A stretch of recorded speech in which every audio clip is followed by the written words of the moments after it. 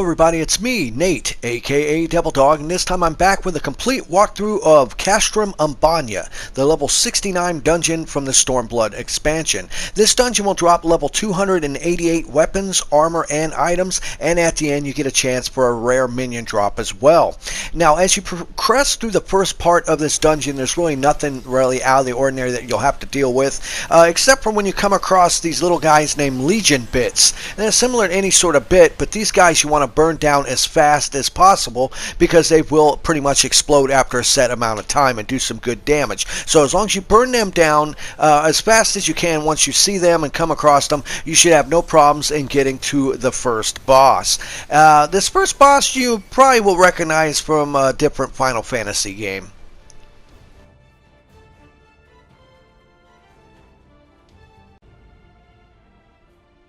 Your first boss of this dungeon is the Magnum Rotor. Now, he really doesn't have too many moves you'll have to really worry about, but he will constantly cast Magitech Fire 1, 2, and 3 throughout the battle. 1 and 2 are pretty much just really avoidable kind of AoE circles, but when he does cast Magitech Fire 3, that is a room-wide AoE, so pretty much just make sure to heal through it. The only other real mechanic that this boss adds to the battle is a move called Wild Speed, and once he charges it up, he'll lay down these line-based AoEs, as you see here, that will represent the direction he's going to drive in. And what he'll do is he'll constantly keep driving on these AoE paths that he lays down until you're able to stop him. Along the way, you'll also deal with AoEs that will appear as well, and the way to beat this particular part is there'll be two ads that will appear near these cannons, and what you want to do is burn them down and get somebody on the cannon and hit the boss with the cannon to get him to stop doing the Wild Speed move. Other than that, that's really the only mechanics with this boss, is just watch out for his Magitech Fire 1, 2, and 3. Naturally avoid any sort of AoE attacks, and when he charges up Wild Speed, make sure to stay out of the path of his AoEs that he lays down, and burn down the ads and get somebody to use one of these cannons here, the mini cannons, to actually hit him to knock him out of constantly doing Wild Speed. Other than that, that's really the only thing you have to deal with this boss. Now, the only real guys you have to deal with on your way to the second boss is these Magitech pods. There's 2 on each side, and what you want to do is burn them down and defeat them as fast as possible before the deployment meter reaches to the top, because once it fills all the way up, it will release these guys named Hypertuned, and they're not really that difficult, but they do take a little while to actually burn down. Other than that, that's really the only problem there. As you progress a little farther on and kill some more of these little trash mobs, you also come across the Legion Rotors. Will lay down a line-based AoE and zip across, similar to the first boss, but they only do it once, and then you just have to burn them down and kill them. You'll be seeing them come up fairly soon. Now, after you kill all these guys and you go through the next gate, you'll have to pretty much burn down more of the Magitech pods and try to do it as fast as you can before it releases more of the Hypertuned guys. The only difference with this section here is it also does include some Legion Rotors that will come out at the same time as you're trying to burn down these 4 Magitech pods before they release the Hypertune. Other than that, there's really not that much to worry about. Just pay attention, burn down the Hypertune as fast as you can, then normally go to the Rotors. I didn't notice the Rotors were really that difficult in this, but it may may be different depending on your experience. But other than that, that's all you got to do to get past these trash mobs to get to the second boss. Alright, the second boss you'll come across is number 24, and he's by far one of the easiest bosses, I think, in all the new content. The only thing you really have to focus on and worry about him is he'll place down tower AoEs, which you should be used to dealing with. Just have somebody stand in one of the tower AoEs once it rises, that way to alleviate any sort of massive damage. Watch out for his AoE attacks, as you see there, but his only real main mechanic that he has is he'll lay down these 3 different colored rings. One that represents fire, one that represents ice, and the other that represents lightning.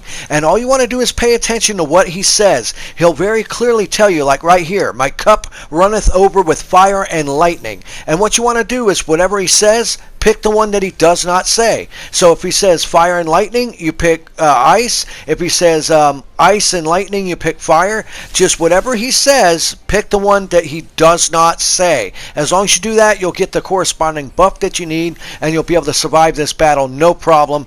Hands down, this is a very, very easy fight. So just remember, whenever any tower AoEs rise up, have someone stand in the middle of them.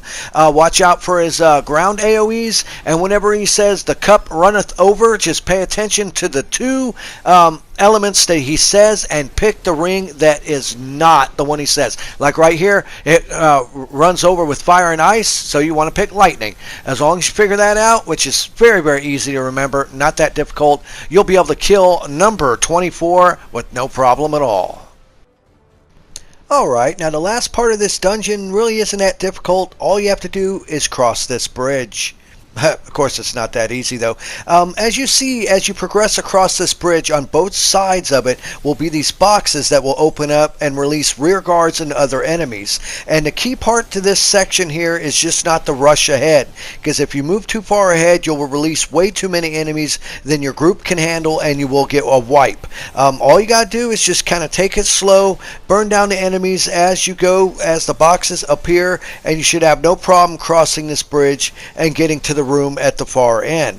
Of course, once you get over there, they do leave a little treat for you. When you get there, it will actually be a nice little boss that you'll have to fight, a sub-boss. It's really not that difficult. As you see right here, it will be a Legion Colossus with some of his little minions. Now, just treat him like you would any normal Colossus. Make sure to watch out for his very wide AoE blast from his sword. But as you can see, most of the time, as long as you pay attention, you'll have more than enough time to be able to get out of the way of the radius of his attack and avoid actually dealing with him. Just go ahead, burn him down, kill him, and kill his little ads, and you'll be on to the third and final boss of this dungeon.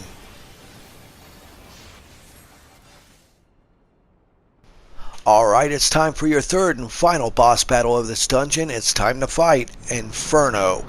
Both his hands have major size claws on them, and each one has different abilities that are attached to them. Like one has Ketsu Slash, and the other one I think is Rahu Slash. Now as you progress through this battle, you'll notice on the outside of the arena there's like this computer box that he keeps going to. And when he does that, he's charging up one of the sets of claws to be able to do a higher amount of damage to you. So just keep that in mind. Make sure to try to avoid his frontal slashes and his AoEs that he lays down. But as you progress through this battle, he will actually call on these guys named Legion Deathclaws, and in the middle will be a Legion Packer, as you'll see coming up here soon. Now when the Legion Packer appears, you want to burn him down as fast as possible, because he's taking a steroid to the back of the arena. If he's successful in placing the steroid, the boss will go back there and absorb it and get insanely powerful, which will overall increase his damage output and his ability to take damage in return. So burn down the Legion Packer first, followed by the Legion Deathclaws. Now as this battle progresses through, he'll start dropping Rahu Comets, which you'll want to avoid like any other comet that you've dealt with in the game. Also laying down this weird AoE, as you'll see on the floor right here. And what you want to do is get away from the comet drop, but also space yourself in between one of those AoEs to where that way you won't really take too much damage. He'll also place an AoE up top of you, which is called Rahu Ray, which will actually cause damage to you. Make sure that you do not overlap it with any of the other players to avoid taking too much damage, and that's overall really the only boss mechanics in this battle. You have to deal with the Legion Packer, the Legion Deathclaws, the Rahu Comets, and the Rahu Rays, along with his normal attacks. And as you see here, he'll charge up abilities and increase the total amount of damage you can do on his claws. And as you see right here, burn down that Packer ASAP to avoid him getting even stronger. But that's really the only battles that battle mechanics you'll have to deal with this boss. Just remember that, and you should be fine. Just watch out for the Rahu Comet, the Rahu Rays, and kill that Legion Packer before you kill the Death Claws, and you'll be able to beat them no problem. This was Nate, aka Devil Dog, and I want to say thank you to everyone who subscribes to my channel. I want to say thank you for everyone who watches this video. Please leave a comment below if you felt that this was helpful in any way in getting through this. And remember, I always got to end my videos by saying, have fun, play hard, and the devil is in the details. Peace out.